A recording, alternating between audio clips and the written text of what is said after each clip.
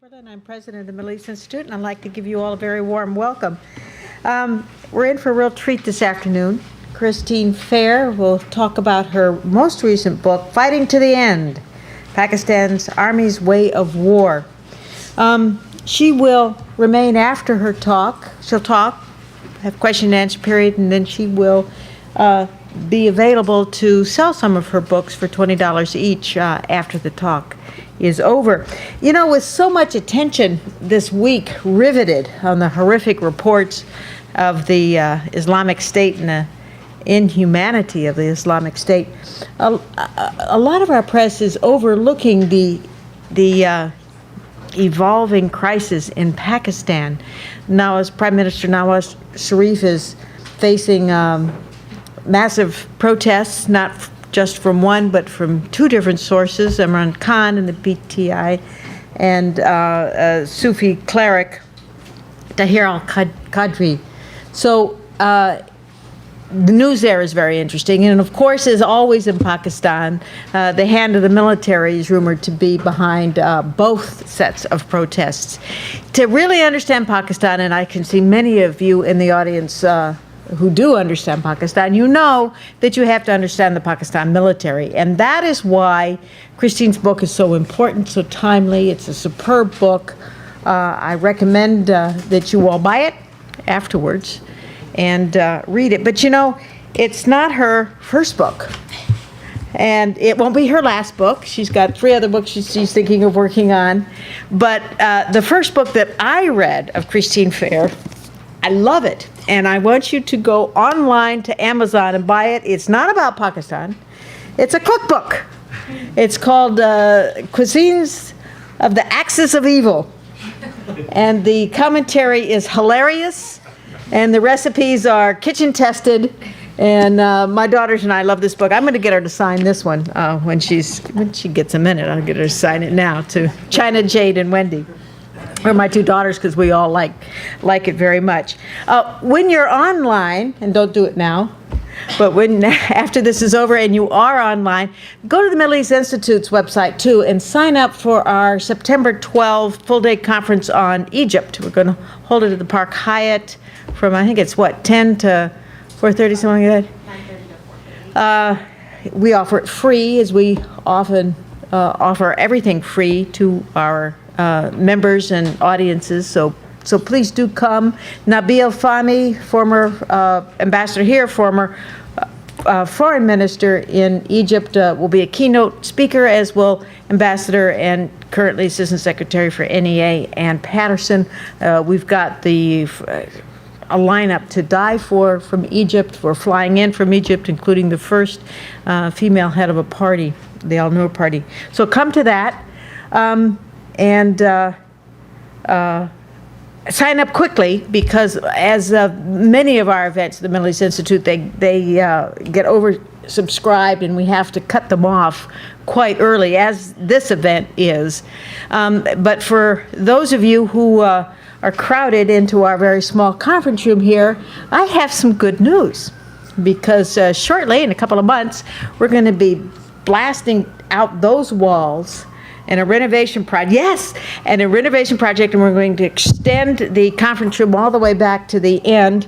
And by this time next year, we'll be able to fit 130 people into our conference room to listen to Christine Fair talk about her next book.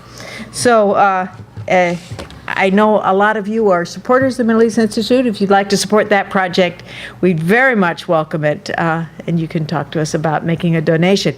Christine, have at it.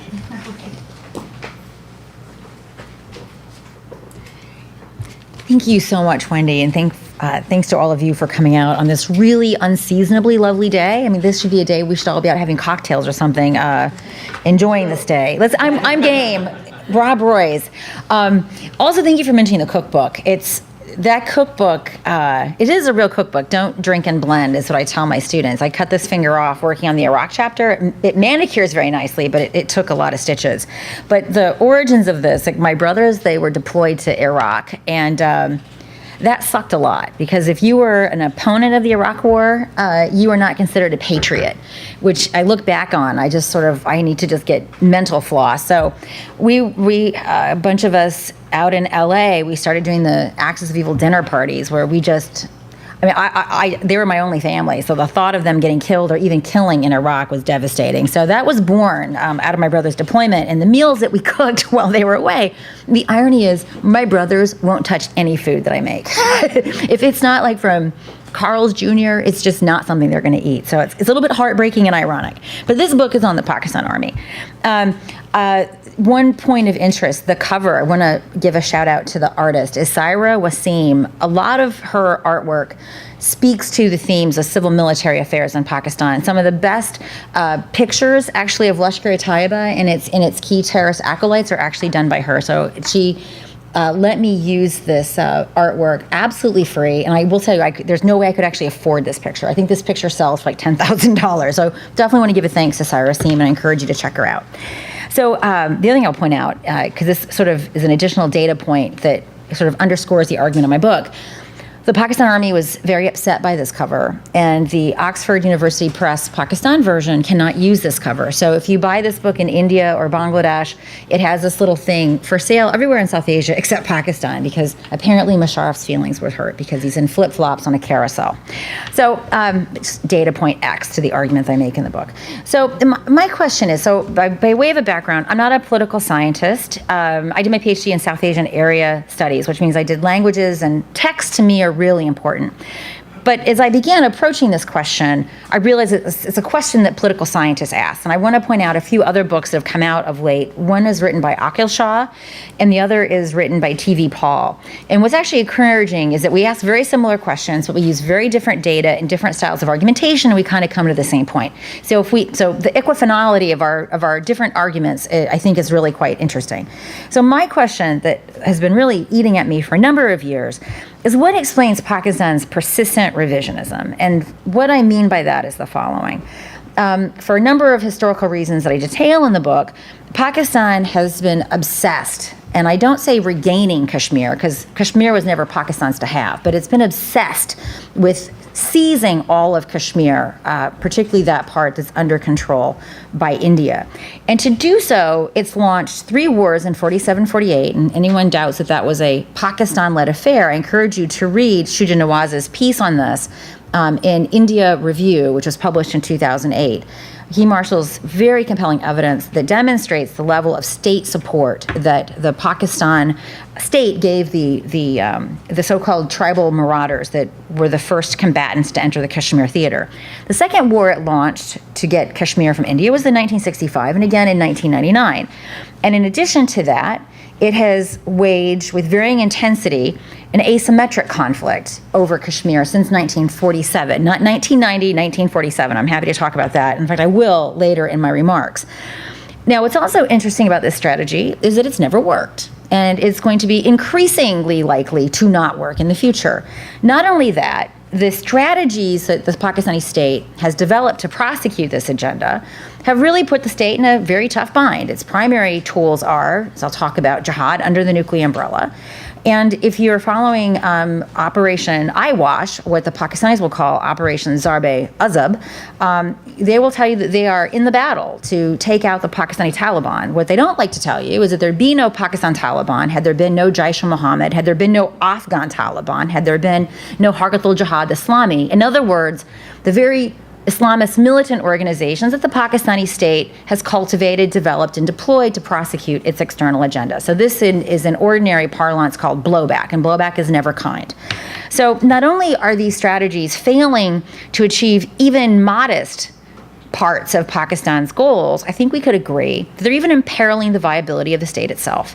Pakistan has enjoyed great international scorn and scrutiny because of its continued reliance upon these jihadists' proxies, and also because of its history of nuclear weapons, which is well documented and not terribly salutary.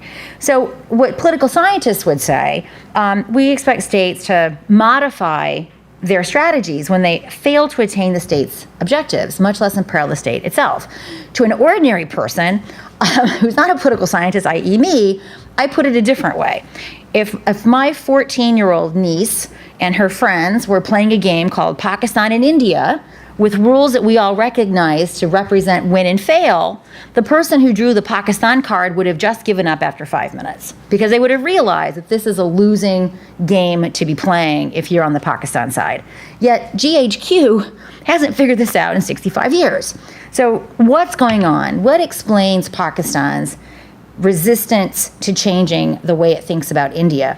And in the conduct of the research that I'm going to explain in a few minutes, I actually found that not only is Pakistan's revisionism staunch as ever towards Kashmir, it's also widening in the sense that from the 1970s, long before any Indian strategy thought about India's use of hard power, Pakistani strategists began talking about India as a hegemon and positing Pakistan is the only state in the region that can resist India's rise. So not only is Pakistan's revisionism retrenched on Kashmir, it's also expanding in that Pakistan sees as itself the only state that can resist India's uneven but inevitable rise. The conventional wisdom for why Pakistan does what it does is that Pakistan is a security-seeking state. And I think, lots of folks in this room have served in Pakistan and have been in charge of the ways in which we engage them, and I'm always interested to hear what they think about this. But when I look at this as a non-government person, what seems to me is that this idea that Pakistan's a security-seeking state seems to animate much of what we do and what we have done. So in other words, there's some amount of F-16s, some amount of foreign military assistance, some amount of economic assistance, where we can, on the margin, make Pakistan feel secure vis-a-vis India. Maybe it's some little diplomatic fruiting about the margins. And if Pakistan can feel secure with India, it can put down the jihadi assets in Kashmir. And as a positive externality, it stops messing around in Afghanistan, under the assumption that Pakistan's primary concerns in Afghanistan derive from India. Now, every once in a while, i.e. whenever we have a new competitor for the leader of the free world, this comes again into play. So we saw this with Barack Obama when he was a candidate. Kashmir is the most dangerous place in the world. And remember, he wanted to appoint a special representative for Afghanistan, Pakistan, and India.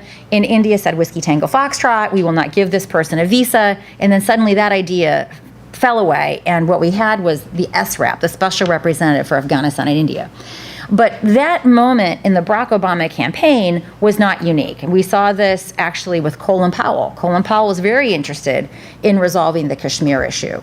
And so this would animate concepts of what I'll call a grand bargain. By the way, Ahmed Rashid and Barnett Rubin wrote a piece, actually several pieces about a grand bargain. And of course, Barnett Rubin played an important role in terms of advising the SRAP.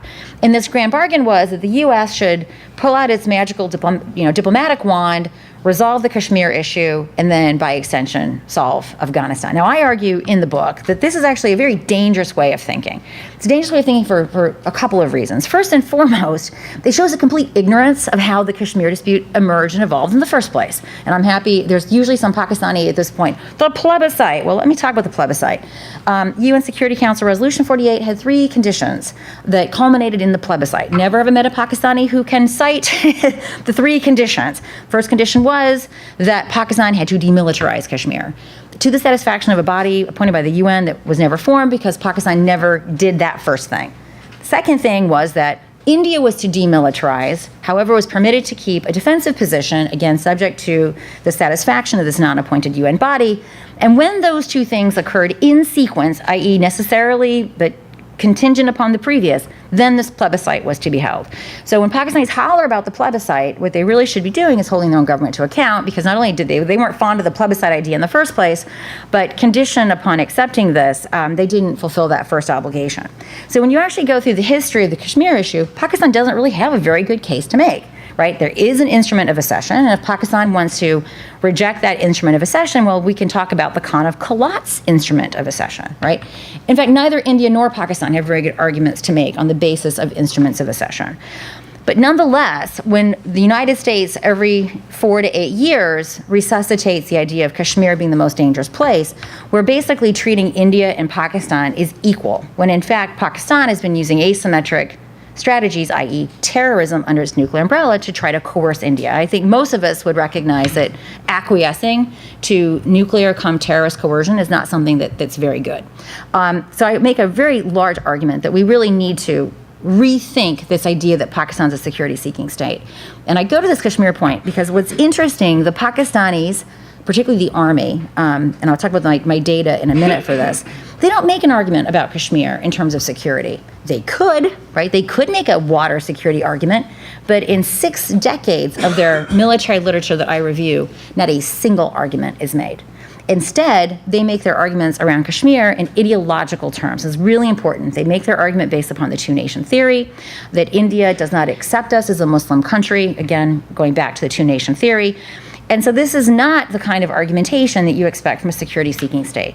So, in fact, I claim that the reason for this is that Pakistan's not a security-seeking state, that Pakistan's insecurity doesn't explain most of what Pakistan does. And instead, I rely upon the work of Charlie Glazer, who is now here in DC at GW, but previously he was at the University of Chicago. And he talks about this concept of security-seeking states versus purely ideological / greedy states. And it's worth reading to you what he says about ideological, greedy states, because it sounds pretty much like Pakistan to me. Greedy states are those that are fundamentally dissatisfied with the status quo, desiring additional territory even when it's not required for security. Purely greedy states pursue revisionism to increase prestige, spread ideology, and/or propagate their religious worldview.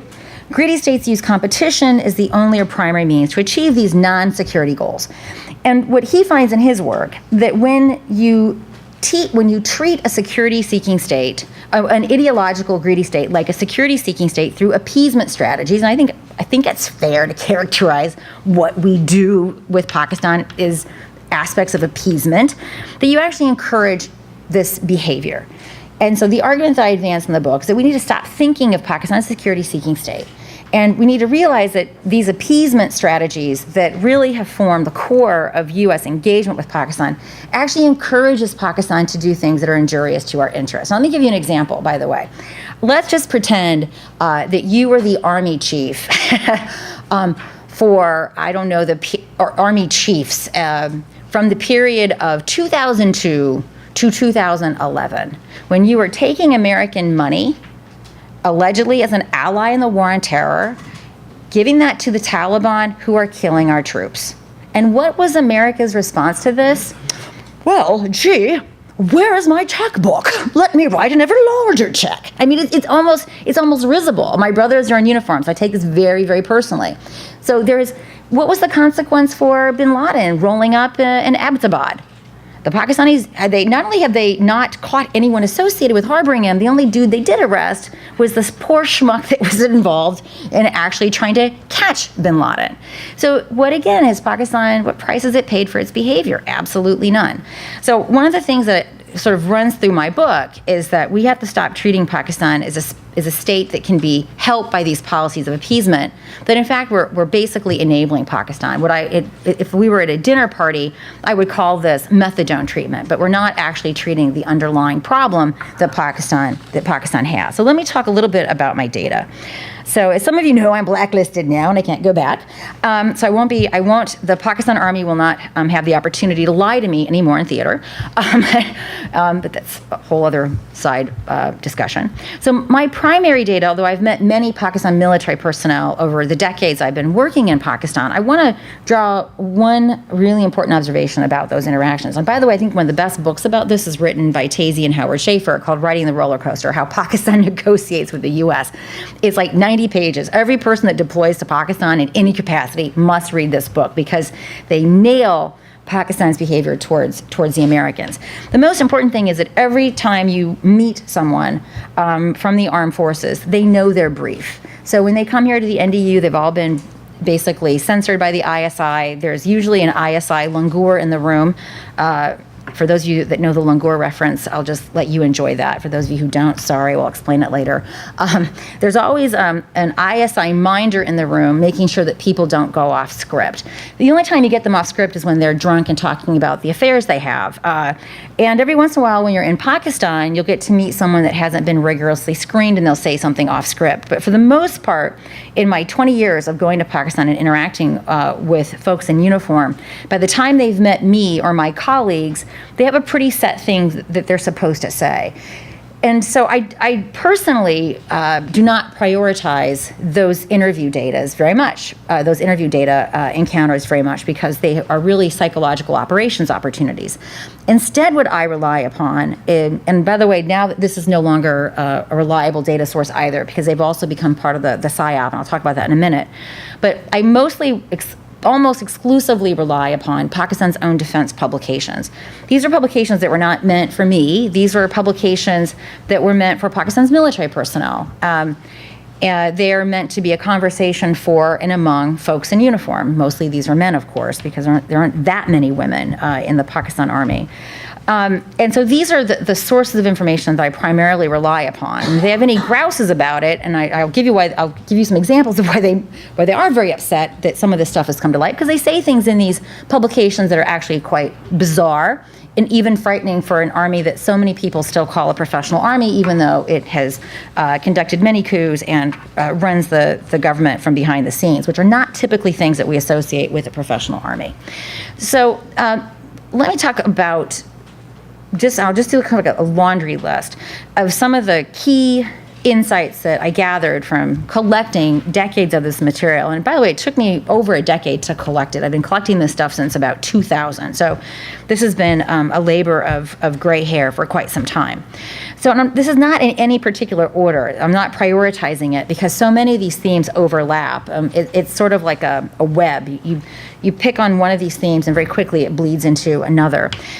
But the first is this idea that Pakistan's army defends the ideology as well as geography of the country.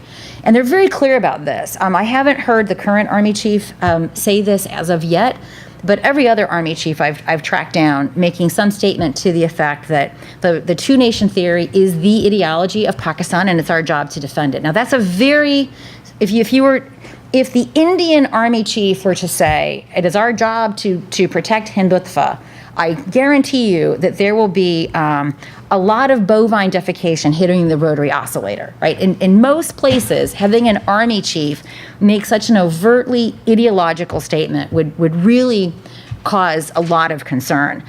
But it's not. It's actually, it's just given. Everyone sort of accepts that this is the role of the Pakistan Army. If the American Army were to say this, holy cow, heads would roll. But a lot of people seem to think that this was something that Zia introduced. It's just not true. Ayub Khan did it. Ayub Khan in 1954 wrote a piece in Foreign Affairs where he talked, the title was something to the effect of the ideology of Pakistan. And he comes right out of the box talking about the founder of the two-nation theory. I seriously doubt that Ayub Khan wrote this article, but nonetheless his name is on it. And in his biography, Friends Not Masters, he has an entire chapter dedicated to the ideology of Pakistan. And so I think many Americans have this idea that if the army chief is a boozer and a womanizer, as many of them are, that somehow they're above instrumentalizing Islam. I mean, that was one of the big debates about Musharraf. He had his dogs, which I'm a dog lover, so that made an impression upon me. He liked his scotch and he liked his women. And therefore, we thought that because he was a cosmopolitan, secular-seeming person in his personal life, that he was above instrumentalizing Islam. And of course, he wasn't. It was his ISI that put together the MMA. Under his tenure, so many deals were cut with the TTP and so forth. So this idea goes back to the very first the first Pakistani army chief. And of course, the first army chief was British. Related to that is this idea, and this continues in their publications. Read Halal, read the most recent Pakistan Army Green Book that's available, that India is civilizationally Hindu. One of the more interesting articles I read from not the most recent Green Book, but the previous Green Book, was that Bollywood is a raw conspiracy meant to colonize Pakistanis with Hindu ideology. And the author was a very well-decorated senior Pakistani. In fact, the first 2/3 of the Green Books are written by flag officers. So these are not usually written by Joker Joes.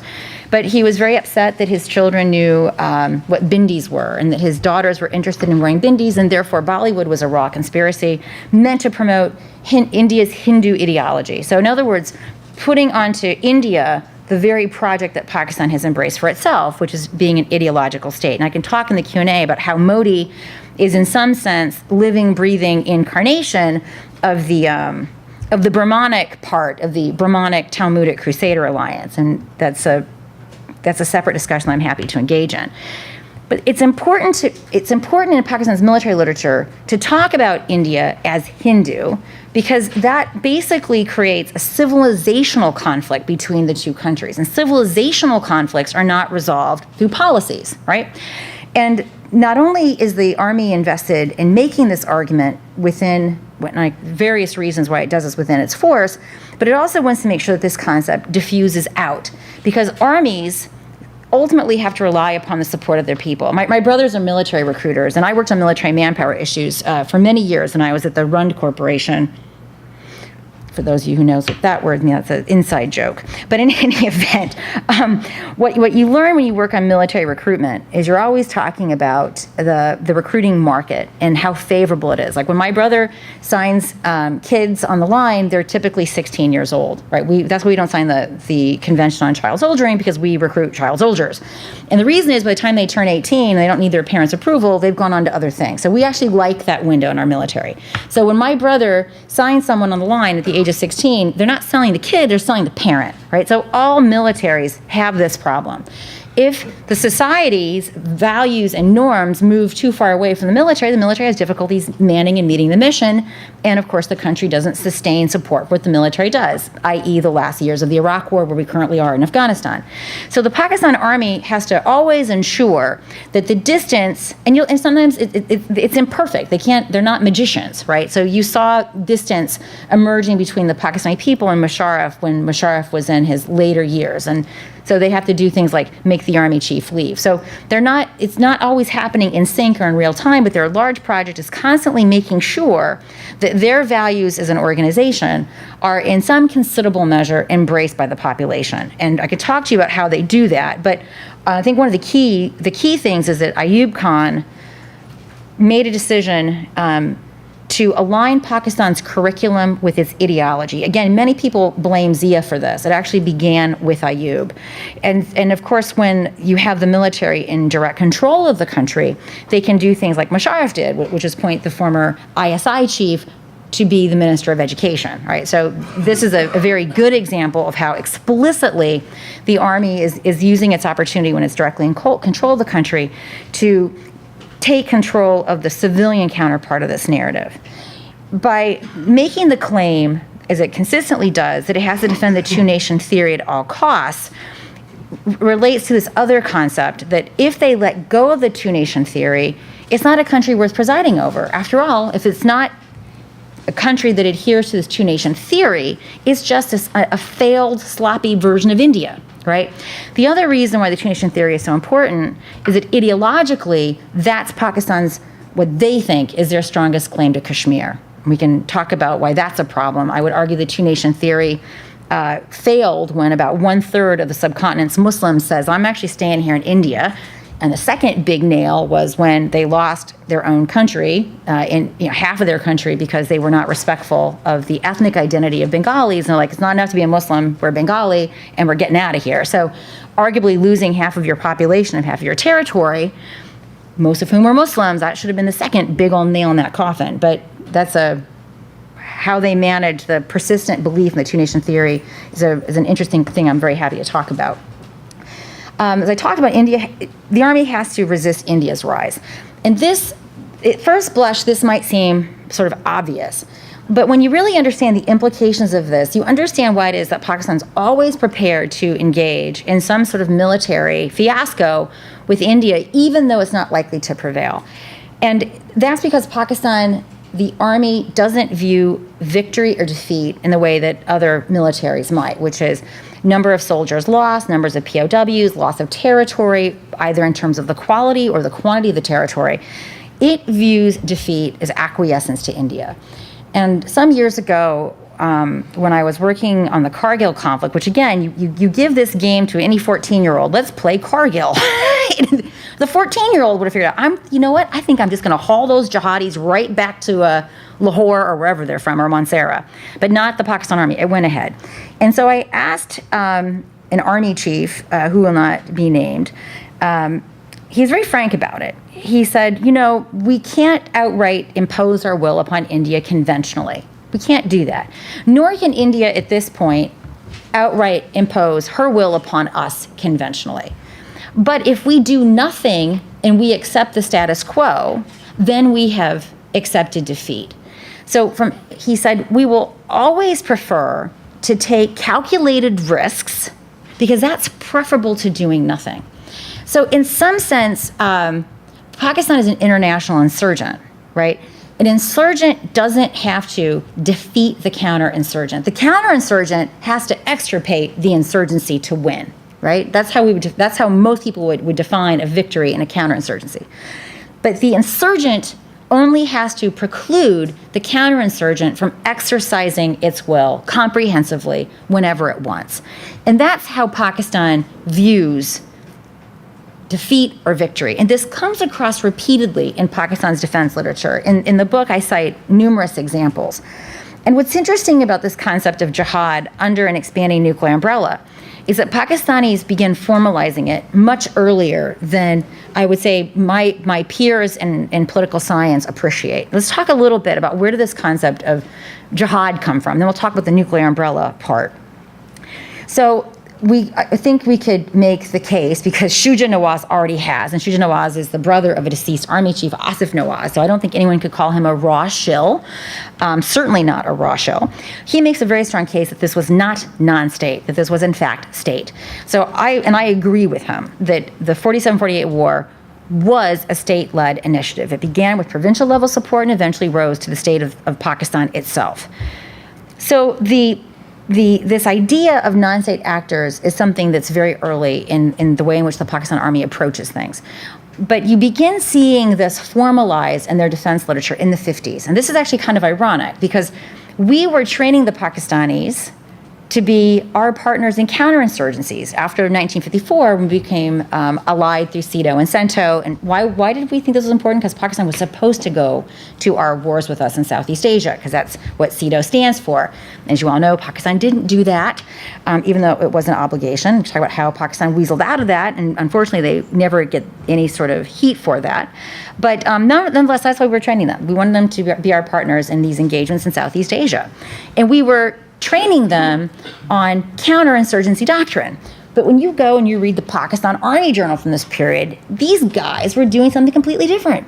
They were actually studying our enemies in Vietnam and in China, and they were making the conclusion, this is what you need to sustain an insurgency. And one of these articles I found had a whole checklist, and they said, well, I think we can do this.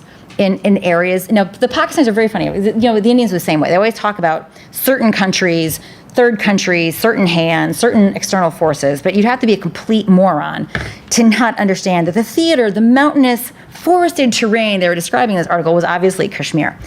And so throughout the 50s and 60s, the Pakistan defense literature is rife with these ideas of people's wars, that we need to have a standing people's army, that this is the way that we're going to defeat the Indians, because they understood even from the beginning. And I would say even more so in the beginning, because one of the things that Pakistan was really disadvantaged by was partition. When they say that India and when people say that they were equal inheritors of partition, it's utter rubbish. Pakistan was ripped off in every possible way. I mean, the Indians did everything they could to prevent Pakistan from getting what it was supposed to get under the terms of partition, and what it was supposed to get under the terms of partition itself was inadequate. So Pakistan was sort of like that symbiotic twin that was like sort of cut off at the shoulder, and everyone just sort of expected it to wither off and die, and surprisingly, it's managed to survive. So when people talk about it as a failed state, I actually think it's a miracle that Pakistan has managed to survive, even though there were no ministries of any consequences, huge personnel shortages, no history of governing this country from Karachi. All of the administrative infrastructure, militarily and civilian, was of course housed in India. So it's actually, when you think about what the military must have been thinking, about India at that point and the sort of pernicious effect of India's nickeling and diming Pakistan at every opportunity, and of course ousting the Auchinleck, who was Pakistan's only proponent in the partition process. You get some, when you go through the partition process, you can sort of understand how Pakistan military felt that it was never going to be accepted by India, and it continues for a variety of reasons to still bear the imprints of this partition process. You still find it in their defense writings. So ironically, they begin thinking about this non-state actor business under our tutelage. They become much more effective at it. And some of the articles that I cite were individuals who eventually were involved in the 65 war. So it's not the case that these are just random dudes writing silly things to get promoted. But these were actually people that were involved. I have a really great piece on infiltration by A.K. Niazi, who of course was the Pakistan Army commander who had to oversee the loss of East Pakistan. So many of the people that I cite in this book are actually pretty relevant in many of Pakistan's various wars. By the time you get to the 70s, it's no longer fashionable to talk about people's wars, and they begin using this jihad terminology. And then obviously they run with this. I want to point out that many people think that Pakistan began interfering in Afghanistan really under our tutelage, that we suck them into our jihad. And nothing makes me more angry when I see the Twitterati making this lame argument, because it's also just not true. Pakistan actually began very vigorously engaging itself in Afghanistan in the 50s and 60s when it inserted Jamaat Islami. Remember that many of the so-called Mujahideen had Jamaat Islami backgrounds. We do a really interesting counterfactual. Had there been no Jamaat Islami inserted into Afghanistan, would there have been the same Mujahideen groups? For me, as a counterfactual, I always ask my students. The other counterfactual was, what would have happened if Charlie Wilson had actually gone to jail for all that cocaine he did in hot tubs with hookers? Another more fun counterfactual. My students like that one better. Let's talk a little bit about the expanding nuclear umbrella. A lot of misunderstanding, too, about that. Many people begin to think of Pakistan as a nuclear state circa 1990. Very bad misreading of that history. Does anyone know when we first sanctioned Pakistan for nuclear proliferation? Anyone just want to shoot out some random numbers? You should know. 91? 70. You said 86. who said 70? You're the closest. 1979. We in fact sanctioned them April of 1979. And this was under Carter. So when Pakistan say we suck them into their jihad, you're like, really? If we were sucking you into a jihad, we were really stupid about it, because we sanctioned you in April of 79, which made sucking you into our jihad very difficult, because that made security assistance impossible without a waiver. So we actually sanctioned them in April of 79, which meant that in April of 79, we had enough evidence and belief that they had crossed key thresholds that we thought they were well on their way to acquiring a nuclear weapon. So when people say sanctions don't work, they don't know how the sanctions went. We relieved the sanctions, right? Brzezinski said when the Russians crossed the Amudarya, we have to let go of this because we have to deal with the Russians. Now, when you go back and you read Pakistan's defense literature, they actually are thinking of themselves as a nuclear capable state far earlier than 1990, when, of course, the Prosser Amendment sanctions basically put back into effect the sanctions that had been waived from April of 79. And they talk about this concept of nuclear overhang. They say that it's not what we have that matters, it's what the Indians think we may have that matters most. And so the exercise I'd like to do at some point, not in the near future, because I've got other projects that are ongoing, is do the countervailing study, looking at India's defense literature to see how did Indians see this. But there is evidence in Pakistan's conflicts in the 80s that the Indians did think of them as a potential nuclear state. We now know from Feroz Khan's book, Smoking Grass, that Pakistan had a large enough weapon, a crude weapon that could be shoved off the back of a transport aircraft in extremis. And Abdus Sattar, in his book, makes a similar claim about the timeline. This is also interesting because if you look at the history of Pakistan's nuclear program, actually it's Zulfikar Ali Bhutto that started it. And he was actually quite prescient. He wanted to pursue a nuclear weapons program at 1964. And what you have to understand between India and Pakistan's nuclear weapons program is that India's program was actually started by the British. So some of India's founding nuclear scientists studied with, for example, Charles Bohr. Anyone had to do the Bohr model of the atom in college? I did. I was a chemist. So for me, that's a little bit traumatic. But anyways, so the Indian program began before independence. The Pakistan program really didn't start until much, much later, and really under the get up and go that was given to it by Zulfikar Ali Bhutto. His logic in 64 was spot on. He said the Indians lost to China in the 1962 war. The Chinese tested at Lop Nor in 64, and that's how they sort of snuck in to the nuclear umbrella and became part of the Permanent Five, or what India would call the permanent nuclear apartheid.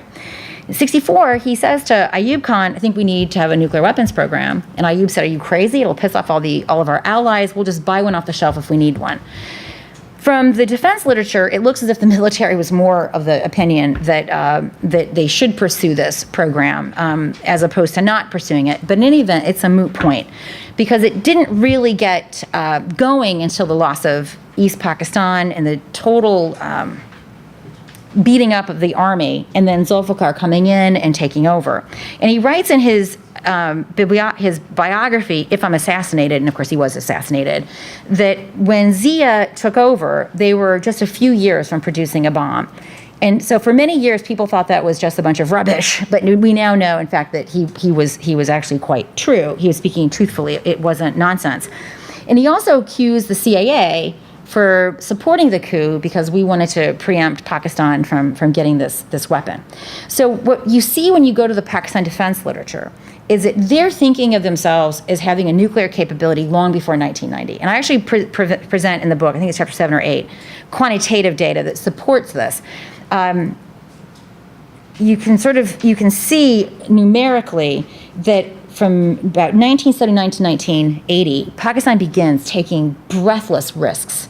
In the 1980s, they are at the same time running the insurgency, obviously with American support at this point in Afghanistan.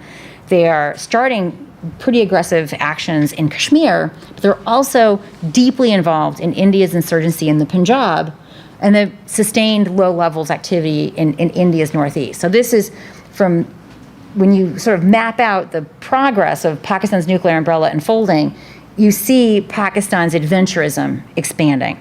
So this is important because this didn't happen in 1990. It didn't happen because of a failure of U.S. sanction. It happened because we switched priorities. I think this is important to the people that say, but sanctions didn't work. It didn't work because we gave them no chance. Sanctions were imposed in April of 79, and as soon as Reagan came in, he began working to undo those sanctions. So another really interesting counterfactual is if we hadn't made that priority change, would we be in the same position as we are today with Pakistan? So those are some of the key findings that kind of emerge from this reading of their literature. Let me just say very briefly, one has to go through the exercise of saying, well, the past isn't always the best predictor of the future, right? Is there something that can change? Now, having spent years doing military manpower, military strategic cultures, they're very slow to evolve, but they do evolve. Like I remember the very first fight that I had with my brother was in 1993 when the first discussion of letting gays in the military came in. And of course, I was a proponent of it because I'm a liberal with a nose ring, and my brother was in uniform. He's like, I don't want dudes looking at me naked in the shower. I'm like, so in other words, you don't want to be objectified. Oh boy, I understand that. Yeah, that really sucks. I feel your pain. I really do, bro. Huge argument. We didn't speak to each other for 2 weeks. My brother now is the biggest proponent of gays in the military, right? Why is that? Because he wants folks in boots. He was so furious when we ousted the gay Arabic linguists because it turns out, for whatever reason, a bunch of our linguists were gay. And my brother's like, what are they doing? So that was 1993, and we're now 2014, right? And my brother's enlisted. He's not an officer, and I hang out with many of his enlisted colleagues. They are more like him today. They're not on the same page as him entirely, because I think my brother's actually pretty cool, and some of his colleagues are still kind of, mouth breathing. But nonetheless, they're more like him today than they are like him in 1993. And then think about, we're now considering women in combat roles, right? So militaries change as society change. So and in fact, one of the things that I found was most interesting, the biggest positive surprise, is that I had these district level officer recruitment data. And one of the things the Pakistan Army has been very successful at doing, and what I'm gonna say might sound anti-army, but I don't mean it to be. When you're an army that runs the country, and by runs the country, I also mean ruins the country, and loots the country, right? Because there's a huge institutional value that the military gets when it has complete control over key levers of the state. And you only have two ethnic groups Punjabis and then less so Pashtuns that are perceived to be as a part of this condominium that loots, runs, and ruins the country. It causes grievances, right? So the grievances in Balochistan and Sindh, the Baloch and the Sindhis have historically been very unrepresented in the military. Now, the reasons for this are both supply side and demand side, right? The Baloch and the Sindhis don't necessarily want to join. That was also the problem with East Pakistan. And it's also a problem, so it's a supply from that point of view, that the Baloch and the Sindhis don't really want to join. There's also a demand constraint because the military has criteria that you have to meet to get into the officer corps and also the enlisted. And this is a sort of a nested vicious cycle, that the human capital that exists in Balochistan and Sindh make it on average less likely that any Baloch or Sindhi is going to meet those criteria. So what the Pakistan Army has done in its effort to expand to other districts in Balochistan and Sindh is that it has, at different points in time, relaxed those recruitment standards. Now, this is actually really interesting for an army that's perpetually on some kind of war footing with India. Because what this means is, since that you have, depending on what data source you look at, for every one slot at the Pakistan military in Kakul, anywhere between 100 and 1,000 applicants. So in other words, the Pakistan Army can pick the best of the litter. And what it's choosing to do in many instances is pick a lesser qualified person from Balochistan or Sindh at the expense of a much more qualified Punjabi or Pashtun. Now that is a very puzzling institutional choice. And it turns out it's deliberate, right? So they're building cadet colleges in Sindh and Balochistan. And there's even evidence that the people they're recruiting from Sindh and Balochistan are in fact Baloch and Sindhis as opposed to just Punjabis. Because you could imagine they're just recruiting Punjabis from Sindh and saying that we're recruiting from Sindh, but they're really Punjabis. But there's evidence that they're actually recruiting the ethnic groups of those provinces. So why is this really interesting? So some of you know that I do a lot of large N data on Pakistan. So at the time of writing this book, I had a data set that was over 16,000 people. It turns out that the districts, these new districts from which they're recruiting, are far less likely to support this jihadi nonsense. They have very different views about civil military control. They have a very different set of views about political Islam.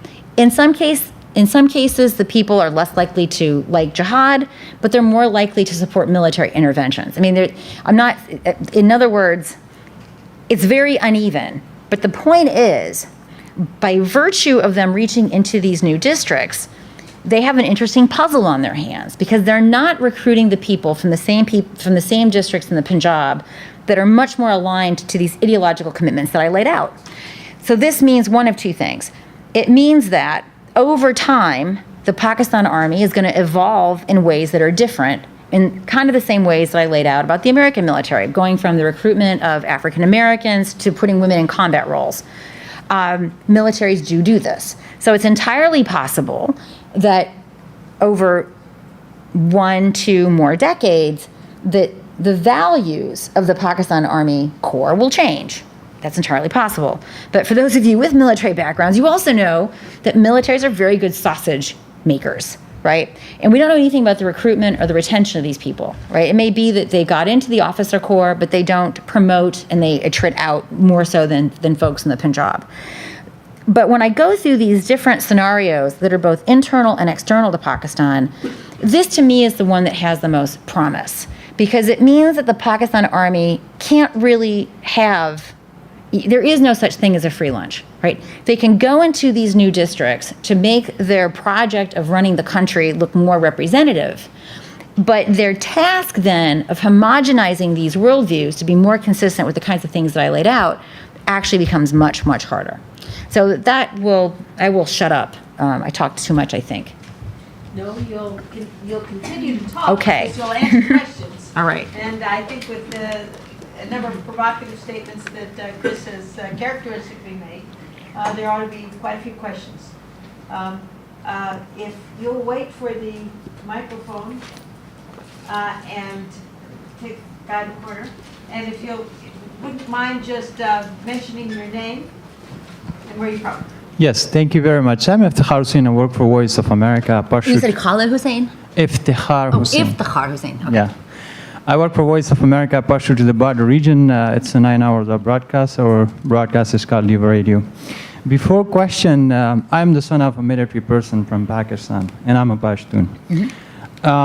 For 9 years, he had a treatment. My father died in 2008. He did not go to a civilian doctor. He did not trust him.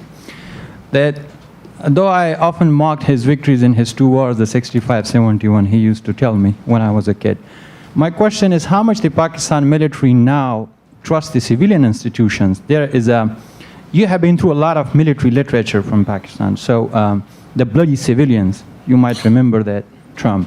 So the question is how much they... branded in my brain, the bloody civilians. Shut up, bloody civilian. Yes, that symbolizes their trust on the civilian Yes. institutions. Yeah. No, so look, you're absolutely right. One of the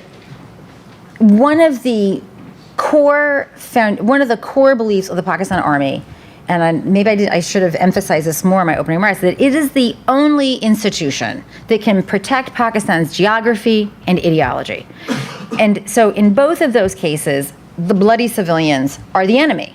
And the bloody civilians can be the enemy in the sense that they are corrupt, that they're venal, that they're soft on India. I mean, the permutations of bloody India, of bloody civilians are maybe I could count 9 or 10 versions of the bloody civilians.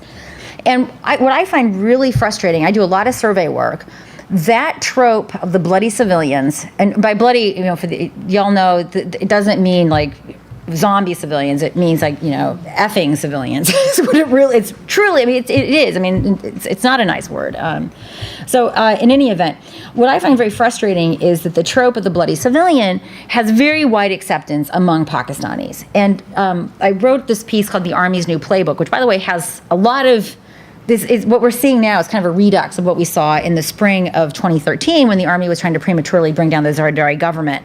But it has a regrettable resonance among many Pakistanis. So sort of the Army's old playbook was that the Army, and the civilians, by the way, I don't want you to leave here thinking the Army is the only problem that Pakistan has. The Army cannot do a coup without completely co-opted civilian elements in every part of Pakistan's institution. I mean, it really takes a village to run a country and to ruin it. So the playbook kind of goes like this. You'll have parties that are fighting. The opposition party doesn't want to wait for this thing called elections. And so they engage in various hijinks like long marches, sit-ins, organizing public protests that become unmanageable, putting kids in madrasas on buses and shipping them around to engage in hooliganism. And then the Army, of course, just has to step in because these incompetent bloody civilians are so terrible. So the Army chief steps in. What's the first thing that happens? So the Supreme Court, right? The Supreme Court takes an oath to uphold the Constitution. And what are they doing? The dudes with any integrity, of course, they resign. The ones who don't resign. By the way, Chowdhury, he took, I think, was it 2 or 3 oaths to Musharraf's various PCOs before he decided that he was going to become the fighter for democracy. So Chowdhury was a deeply compromised individual, despite his fame towards the end for being a big opposition to the military. So the dudes with integrity resign, fine. The Army just puts in new chief justices who then take an oath to his provisional constitutional order. This is important because those justices then become part of the Independent Election Commission that oversees the invariably flawed, massively rigged elections. Elections don't take place until the ISI can carve together an opposition of choice. Usually it's an opposition with a bunch of Islamists in it. And then the elections are held. And because they're rigged, the Islamists do much better than they do during free elections. And then this kangaroo parliament's formed, and they turn into law these PCOs. They basically, rape and pillage the Constitution by putting in these extrajudicial orders offered by the president into the Constitution. And people go along with this because, again, the bloody civilians were so terrible. And they go along with this until they don't go along with it, in which case the Army has to, again, re-optimize.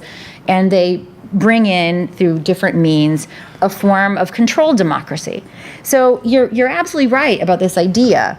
And this is what I say to the politicians. You're a part of this. The politicians love to blame the Army for democracy interruptus, but there would be no party sitting in the parliament during this phase of a kangaroo parliament if it weren't for corrupt, inept politicians from the pre-existing parties that then get cobbled together into, most recently, for example, the PMLQ. So I don't want you to leave here thinking that I'm like an army basher, because this whole process of coup formation involves the complete complicity of every single branch of Pakistan's civilian government. But going to your point that you made, I think it's important that everyone understand this. Why does the Pakistan Army want to expand its recruitment into Balochistan and Sindh and elsewhere? Because if the Army is a womb-to-tomb welfare organization, not only for the officers, also for the enlisted. They have their own schools, they have their own hospitals. It is amazing that just because you are an Army chief, you get to go to Dubai or London for healthcare. Yet Pakistanis think that this is a perquisite that they're entitled to. I mean, I think it's just outrageous. So this speaks to the degree to which this narrative of the army and the bloody civilians has just seeped into the soil of Pakistan. And I don't know how you fix that. So in my book, I'm not terribly optimistic that we get out of this, but that's a different. Thank you. Yeah. Thank you for that great question. We have a question from the overflow room. How much economic stake does the Army have, and are their economic interests dominated by the Punjabi Army only? All right, so this is a really good question. I think you guys know that the Army has both organizations that have direct business interests, and then they also have these foundations. Information, what I love about the Pakistan Army, they say that they run a clean government, but we don't actually know because information about their businesses are not available. So the Fauji Foundation makes everything from cornflakes to concrete, but we know nothing about their business statistics. We know nothing. It's just as classified as their nuclear program. And I'm not really being facetious, because and the only person that's been able to develop any information on this is Aisha Siddiqa in her book Military Inc. She's made a very heroic effort, but at the end she only has data on something like 4 firms. So she's written a book about data on fewer than 10 firms. So this is really huge. And when you try to get an idea of what their economic stakes are, because you can sort of think about like a Chilean, how do you buy out the generals, right? I think it's really hard to buy out the generals because they own just about everything they want to own. And the other thing that they're very good at is that when they are running the country, they have patronage networks that support them. And these patronage networks they're not stupid, because those patronage networks also have patronage relations with civilians. And this means that for the people that are beneficiaries of the military government, they're also beneficiaries of a civilian government. And so the only way you create institutionally opposition to one of these kinds of regimes is if you have a large set of people that are kind of outed by the whole system. They're not benefiting. But over time, with every military intervention, the patronage network that they develop, i.e. the people that are vested in this military regime, continue to expand. So, which is why you don't really see, it's not like the Bazaris in Iran, where they are so important. You have to constantly make sure that the Bazaris are on track. And I would argue the difference is that in Pakistan, the business elites are so thoroughly imbricated into this military and civilian structure that you don't have this surge of opposition to either. We're going to have time for only 2 more questions, so maybe we can take them both at the same time. Right here and right here. Hi, my name is Aman Sharif. I have lots of questions, but I'm just going to ask one. Thank you. As these operations in North Waziristan and whatnot over the years have been happening, do you see any impact of these soldiers rising up through the ranks over the years affecting how the Pakistan Army's thinking changes in general towards India, towards Afghanistan, whatever? Right. And then Hi, my name's Simon Henderson. Thanks. I've got a copy of your book already, but I haven't read it other than finding my own name in it.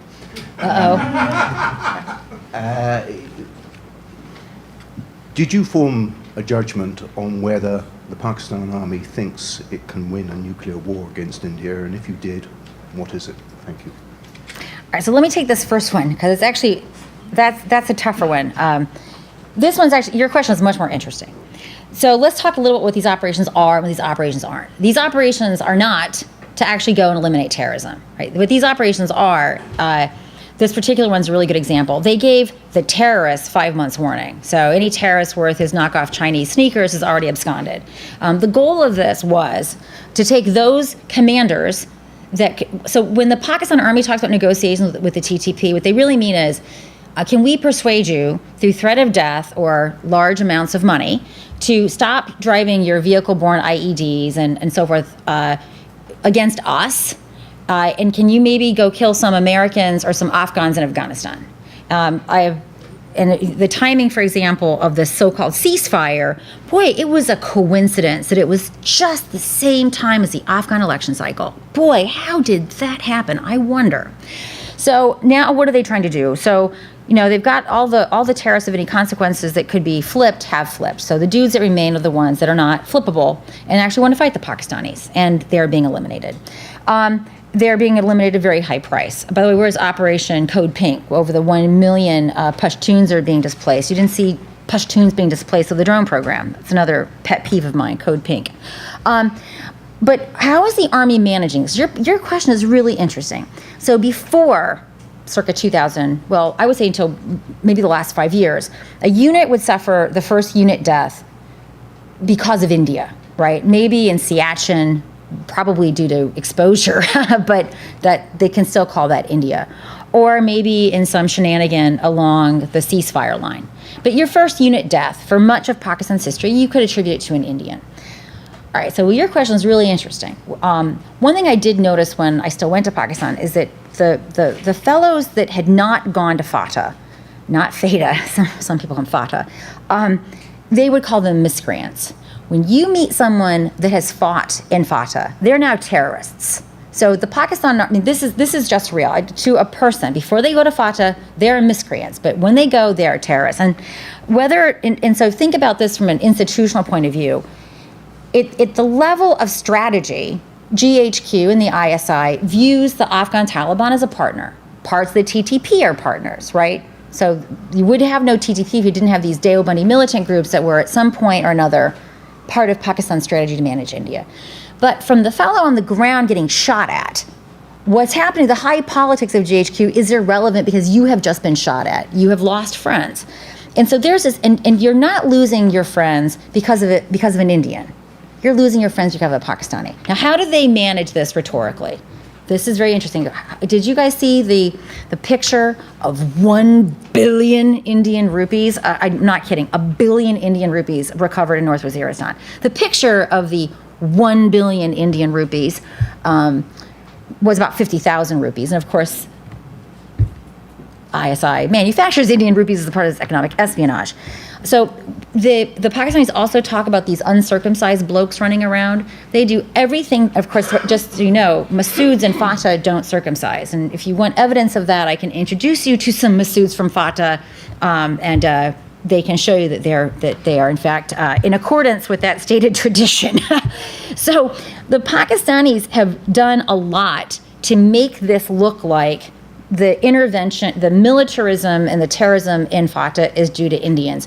Have you? I know I'm going to. The exact title is "Khuda is zameen se ab tak nahi gaya."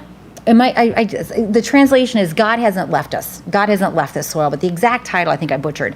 The opening scene, and actually I tried to make my South Asia class watch it, and like so many Pakistanis in Indian DVDs, it choked. But the opening scene is a fellow who looks an awful lot like Naik Mohammed, one of the hottest jihadis I've ever seen. And he's having a conversation with a funder, and he's complaining, why did you give that other commander more money? We're the real people doing real work. And what was the implication of that scene? Right? That these are men, they're taking money from the outside. Outside could be CIA, it could be RAW, it could be Mossad, it could be the Kangaroo Man, who cares? It's not a Pakistani that's funding this. And so this is how I think the Pakistan Army invests so much in this idea that the Indians are behind this, because this idea that Pakistanis are killing Pakistanis is a very troubling thought. And so that's one way in which they're managing it. But obviously they can't manage it. So I think 10 years from now, by the way, I'm going to go another point. They've been killing Baloch for decades, right? And no one has cared. But there's a difference about Balochistan. Baloch are about 5% of the population, 60% of the territory, and they're secular, right? And the Indian connection with Balochistan is much more enduring, and it's an easier argument to make. It's hard to make an argument that the Indians are backing Islamists and Fatah when many of those elements are groups that have killed Indians. So one shouldn't think that they can't kill Pakistanis, because they do. Balochistan, they're perfectly happy to slaughter as many Baloch as they want to with impunity, and there is no backlash. But Pashtuns are different for the reasons that I noticed. They are overrepresented in the Pakistan army based upon current data than the Punjabis are. So what Pashtuns think might be a little bit more important going forward than what Punjabis think. Going to your question, sir, about do they think they can win a nuclear war? They don't talk like this, right? They don't say we will prevail. Their argument's a little bit different. Most of their arguments is about deterrence and compellence, right? That we have and they're not probably just compelling Indians. That's what's another really important thing that Americans need to understand. Their weapons are about compelling us. So when India and Pakistan are going at it, usually because there's a Pakistani terrorist that's blown up something in India. And Wendy, you saw this. What how do we handle this? I mean, now Blackwell was a little bit of an odd sort, because Blackwell was basically saying, go for it, go to war. Other parts of the U.S. government said to India, calm down, de-escalate, because we don't want the Pakistanis to move west to east. So with the exception of that lunatic Blackwell, and that's record, he's a lunatic. That's a twit that if you want. Chris Fair called him a lunatic. He's a lunatic. Stand by it. With the exception of that lunatic, generally our approach has been to give India a way of de-escalating. Go to Pakistan make some statements, maybe they'll even decrease infiltration for a while, give India some space where it can retreat. So we are part of shielding Pakistan from bearing the consequences of its own action. The other way they compel us is that people who follow the nuclear issue are not so concerned about the Islamic barbarian at the nuclear gate, because if the Islamo-fascists can get the nukes, so can Ra, so can Mossad, so could we, right?